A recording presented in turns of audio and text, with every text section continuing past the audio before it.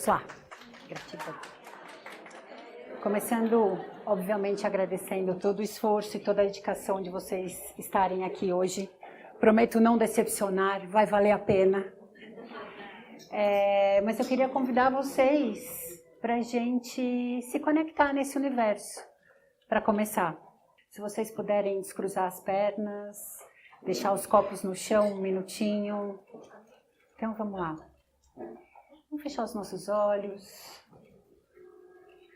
Vamos nos conectar aos nossos corações, sentir o nosso batimento cardíaco, esse coração que nos acompanha antes mesmo de termos um cérebro e um coração que muitas vezes fala muito mais do que o nosso cérebro. Sente como ele é, vê como ele se movimenta. E dá informação para vocês que o ritmo do coração é o mesmo ritmo, a mesma frequência de contração e expansão do universo. Então, através do nosso coração, nós estamos conectados ao mesmo ritmo do universo. Podemos abrir nossos olhos. Tão simples, né, gente? Olha que gostoso. É isso, vamos lá. Então vamos lá. Primeiro vamos apresentar quem é Dona Astrologia. Do grego, astron, astros, estrelas, corpos celestes, logos, palavra ou estudo. Então, ou seja, o que a gente faz? A gente estuda os astros. É isso, tá? Até a Idade Média não tinha diferença entre astrologia e astronomia. E aí depois eles começaram a entender que a astrologia tinha mais a ver com alquimia e menos com o estudo exatamente da posição desses astros. E aí então se faz a divisão. O que é astrologia, mais voltado para a alquimia do que a astronomia, tá? Então a gente observa que as posições relativas dos corpos celestes podem prover informação sobre a personalidade, as relações humanas e outros assuntos relacionados à vida do ser humano. Ela pode ser usada como ferramenta de entendimentos das personalidades humanas e tem muitos filósofos, muitos psicólogos, muitos médicos, muitos outros tantos estudiosos que a gente vai conhecer um pouquinho aqui para a gente ter um pouco mais de intimidade com esse assunto. E o nosso querido do coração é Jung, que fez estudo a respeito da astrologia usando uma de suas teorias, a teoria da sincronicidade. E a gente vai entender um pouco mais sobre isso também hoje. E por que a gente se interessa pelas estrelas e por que a gente fez esse estudo? Porque a gente precisava se situar, ou seja, para buscar referências, para entender sempre o porquê que a gente está aqui, qual que é a nossa missão de estar aqui. O que nós precisamos fazer aqui? E foi através desse caminho das estrelas que, na verdade, a maioria das terras foram descobertas, né? A América foi descoberta através de uma navegação em que eles usavam as estrelas. A maioria dos equipamentos de navegação, no início, as estrelas eram usadas. Então, só para colonizar o mundo. Tá bom? Para começar? Tá bom. Pequeno. Bem como para se autoconhecer melhor, bem como para sobreviver, para entender que eu tenho uma meia dúzia de sementes. Qual era a melhor época para eu plantar isso? Nasce o filho do rei. Será que essa pessoa é idônea? Será que essa pessoa tem saúde? Será que ele não vai acabar com esse reinado todo? Ou vamos ter que começar a produzir um outro filho? Então essa referência ela é usada há muitos e muitos séculos. É que, graças a Deus, hoje nós temos outros instrumentos, como o Waze, como o Google, como o supermercado, como casa, como cama. Então, essa ciência ela é tão eclética que hoje em dia a gente usa muito mais para o nosso autoconhecimento. Que, graças a Deus, esses nossos ancestrais já nos deram tantas outras formas de conforto. As primeiras referências que nós temos, 1600 a.C., que é essa placa, que ela foi encontrada já com as referências das estrelas, das Pleiades, já tinha uma noção do que era horizonte, Sol e a Lua cheia, quarto crescente. Então eles já tinham, obviamente, olhando para o céu, uma referência de que a gente chama astrologicamente a Lua de planeta, tá? Tudo bem? Já tinham a referência de que isso fazia influência na nossa vida, tá? A referência de se fazer uso da Lua na astrologia como mãe era exatamente isso, a Lua cheia, de acordo com a barriga que eles viam. Então tinha uma similitude da forma do céu com o que estava acontecendo aqui embaixo. Bem como algumas tribos acreditavam que não existia função no homem na fecundação. Era o Senhor Lua que fecundava as mulheres. Porque quando a lua cheia passava, eles viam que as flores abriam, que as plantas se manifestavam melhor. Então tinha alguma similitude entre a fecundação e a lua cheia. Por observação. E a gente continua observando esse céu. Tá? E esse foi encontrado no estado alemão. E as primeiras cartas estrelares, o nosso famoso mapa astral, ele já foi encontrado no Egito, cerca de 4.200 a.C. Como eu falei, algumas referências médicas. Hipócrates, que é o pai da medicina, tinha essa frase: um médico, sem o conhecimento da astrologia, não tem o direito de chamar a si de médico. Então, eles usavam a referência astrológica para fazer os remédios e para indicar qual seria o melhor tratamento para essa pessoa. Isso deixa de existir quando a gente começa a abrir os cadáveres e começa a ver que tem um certo funcionamento ali dentro diferente, que é diferente da medicina chinesa, que isso era proibido para eles não podiam abrir. Então, eles testavam com as pessoas abertas, vivas, né? Mas é por isso que a gente tem toda a função dos meridianos, tá? Mas é só o pai da medicina que diz isso. E aí, a grande constatação de que essa lua e esse sol nos influenciam.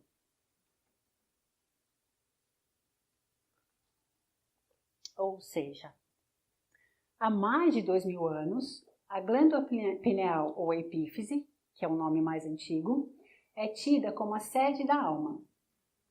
Encosta a língua no céu da boca. É isso aí, a hipófise está aí, a pineal está aí dentro, tá? Ela fica na linha média entre o teu nariz e a tua orelha. E ela está aí dentro, tá? O olho de Horus, ou seja, lá no Egito, simboliza o olho da consciência, que está sempre desperto. O olho que tudo vê e que tudo sabe. A porta capaz de nos levar ao além, ao mundo invisível. Isso já era Melquisedeque que diria. E eles fazem uma comparação entre o formato da pineal com o olho de Horus. Então, ou seja, o nosso famoso terceiro olho, ele é a pineal. E o filósofo e matemático Descartes, em 1640, afirma que existiria no cérebro uma glândula que seria o local onde a alma se fixaria mais intensamente.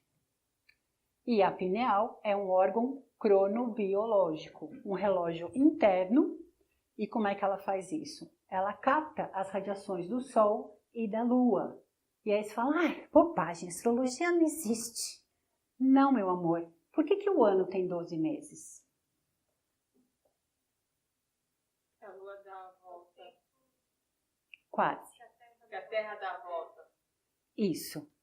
Mas 12 meses, e por que não 18? Por que não 10 meses? Por que não 6 meses, um ano? Porque 12 meses é um mês para cada constelação.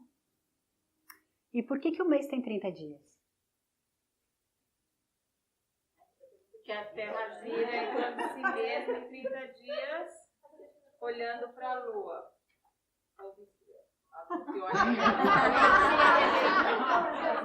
Eu falei pra ela ler central e ela tinha perguntado. Eu falei pra você? Não, eu respondi, ela não perguntou nada. Por isso que eu sou xereta. Quem tá aqui? É o vinho. Porque é o tempo que o Sol demora para passar em cada constelação. Tá? O tempo que o Sol demora para passar em cada constelação. Então, do dia 20 ao dia 20 do mês, nós mudamos de signo, não? Então, isso é uma constelação. Tá? Então, o nosso calendário, ele é feito baseado no movimento do Sol através das constelações. Isso é astrologia. Todo dia a gente sabe o que está funcionando através do movimento do Sol. E a pineal é essa glândula que se influencia pela luz do Sol e pela influência magnética da Lua. Sabe aquela coisa que acontece com a gente mais ou menos a cada 28 dias? E que quando a gente trabalha junto,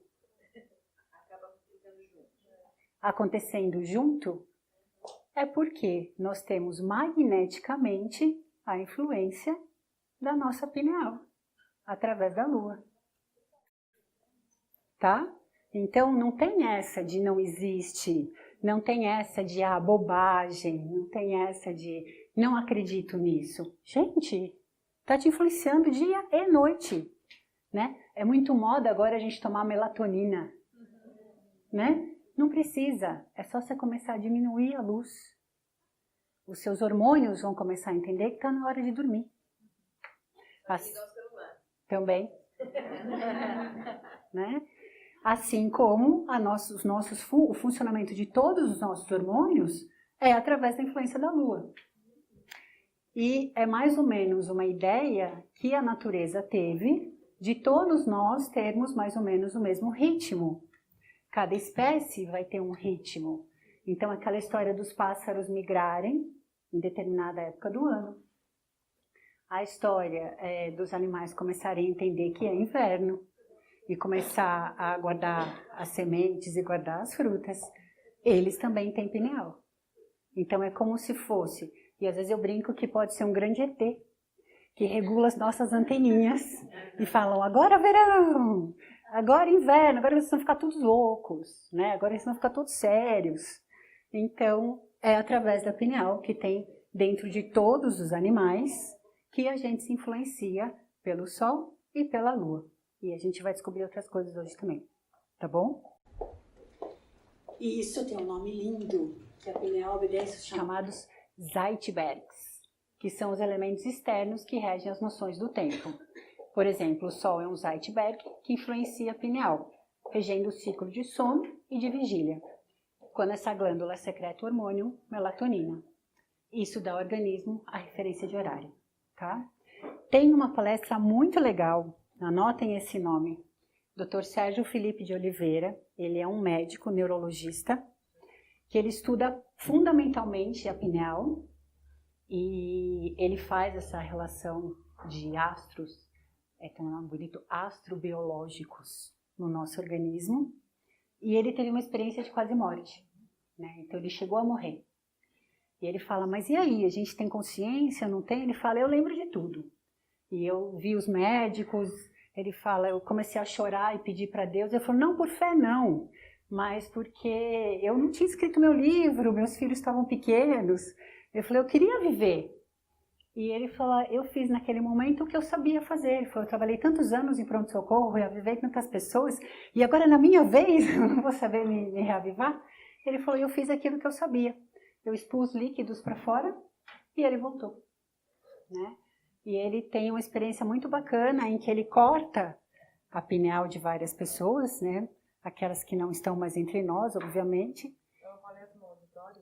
No auditório, é muito legal. E o formato da pineal, ela é exatamente como o corte de um tronco de árvore. né? E cada elo do tronco de árvore mostra a idade da árvore. Então, o elo da pineal mostra a nossa idade também. E ele encontra cristais de apatita. Então, tem cristais de apatita dentro da gente que consegue fazer essa sincronicidade melhor. Tá? Tudo bem? A astrologia existe? Somos influenciadas por ela? E este é o grande cara da astrologia, famoso Kepler, que ele faz as 3 leis fundamentais da mecânica celeste, que assim, não precisamos entrar em detalhes, né? Mas ele pega uma teoria de Pitágoras, que eles eram lá filósofos, matemáticos e músicos, e eles começam a perceber que tinha uma diferença entre o tamanho da corda dos instrumentos musicais. Cada uma ia vibrar numa frequência, num certo som. Então ele pega essa teoria e coloca nos planetas. Então Mercúrio, que é mais pertinho, vai ter uma certa vibração. Saturno, que é mais longe, tem uma outra vibração. Eles vibram. Nós temos 80% de água dentro da gente. A gente vai sentir. O que a gente vai fazer com isso? Deus deu a vida para cada um fazer com ela o que quiser. Cabe nosso livre-arbítrio, que na verdade é a melhor coisa que a gente pode ter nessa vida, né? Então é assim que surge o que ele chama de música das esferas. E eu falo que fazer o nosso mapa e fazer o nosso trânsito, que é perceber o que são esses astros em relação ao nosso mapa, é perceber que música está tocando e qual que é a minha música, né? Se eu vou dançar, se eu vou convidar os outros para dançar, se eu vou ficar parada, se eu vou só ouvir essa música, de novo meu livre-arbítrio, né? Mas esse é o que é legal. Então ele comparou Mercúrio com a voz de um soprano, Vênus e Terra com os contraltos, Marte o tenor, Júpiter e Saturno as vozes mais graves, que seriam os baixos, e a Terra correspondia a um intervalo musical de meio tom. Então definindo a música das esferas. É muito legal a gente ver isso no YouTube. Você vira um grande barulho, mas isso tudo existe dentro da gente, tá? E aí, com essa observação, eles começam a observar especificamente mais o Sol, porque é o Sol que vai atrair todos os planetas. Então, a maior e menor característica do Sol. Então, observando pessoas que nasciam no lugar quente, observando pessoas que nasciam no lugar frio. E aí, eles fazem o desenho do astrolábio, com as temperaturas em volta, e o zodíaco passando pelo meio, de acordo com as temperaturas mais quentes e mais frias. E aí, todas as nossas referências astrológicas são hemisfério norte. Então, em julho, verão, vai nascer o leonino, tá quente, ele praticamente não precisa de casa, ele não precisa de roupa, então ele pode ser uma pessoa que desfruta um pouco mais da vida. Já em dezembro, janeiro, nasce o Capricórnio,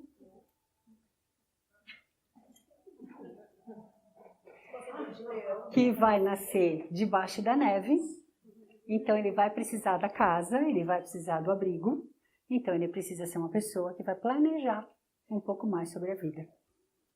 Certo? Simples assim, gente. É essa observação mesmo, tá? E aí, então, nascem as características dos signos. Então, de acordo com as estações do ano, eles vão definir qual vai ser o modo.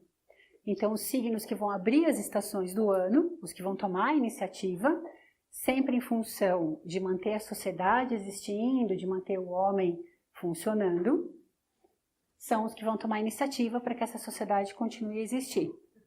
Os que ficam no meio da estação são os fixos, que ali eles estão bem. E os mutáveis, que fazem a transição de uma estação para outra, vão ser as pessoas mais flexíveis. E aí isso eles aliam os elementos. Então a combinação dos 4 elementos com os 3 modos saem todos os 12 signos. Tá? Não é difícil, né? Vamos chegar lá, tá? Sim, é mutável. E aí é isso. Então, a combinação entre os elementos e as temperaturas, a gente define os signos. E aqui, então, seria a função mais quente ou a função mais fria, tá?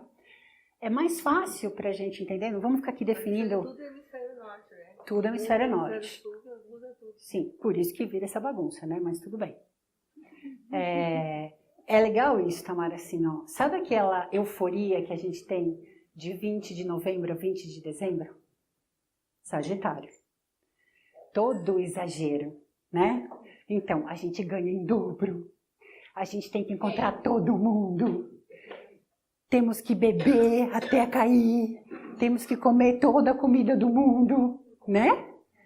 20 de dezembro, a gente não aguenta mais isso. Que é quando entra Capricórnio. É uma explicação simples que a gente vê que funciona, né? E outra explicação que eu acho legal da gente fazer é comparar os signos a um fruto, né? Bem bacana, também fica bem simples. Então, Áries, que é o primeiro signo, ele vai ser a semente. Então, ele vai espalhar sementes no solo. Touro vai ser a raiz. Então, é o cara que precisa enraizar e ele não quer mudança, porque ele enraiza, né? Gêmeos são as primeiras folhinhas. Então, ele já tem a necessidade da comunicação, do existir para o mundo.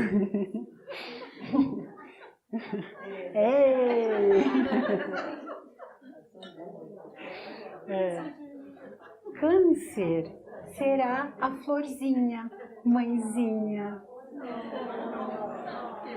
Não fica fofo definir assim, gente? É gostoso, né? Olha lá. Continua. Vai meu Siga, que eu quero saber onde você vai chegar com essa história. Você vai chegar até o fim? Vamos, que eu tô observando. Touro a raiz. Quero ver chegar no escorpião. Vamos lá, filha. Sério, a minha da... Então, vamos lá. Então, Gêmeos a folhinha, né? O Câncer a folhinha, a florzinha. O Leão já é o fruto. Esplendoroso. Tá tudo ok. A função dessa planta era ter o fruto, ok? Aí vamos passar para a Virgem, que é o cara que vai selecionar. Vamos separar o que é planta e o que é fruto, né? Vamos para Libra, que daí é o que vai separar os frutos mais bonitos.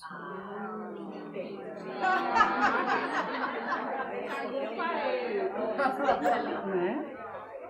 Vamos para Escorpião, que é o fruto que foi rejeitado.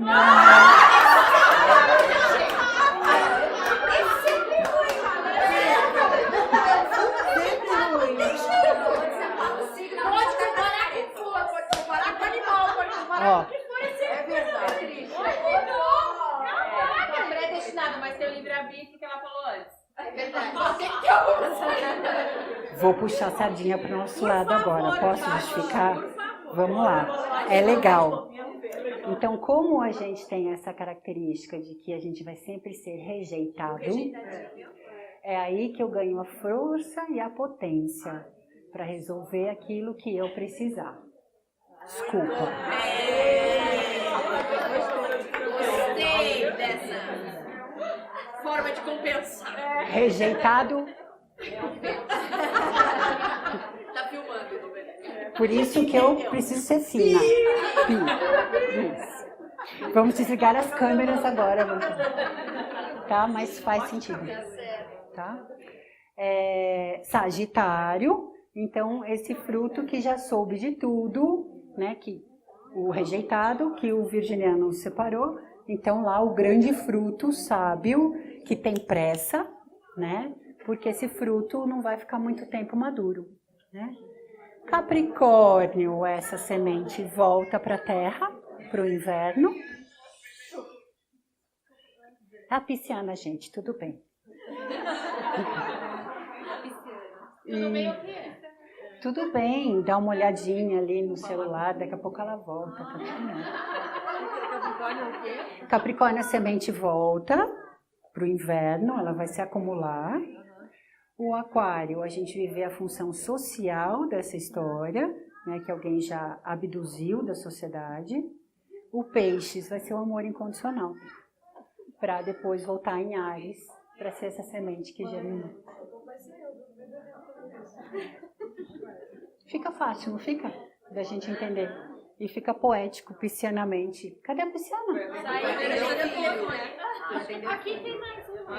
Não, é meu ascendente também, tem um em casa.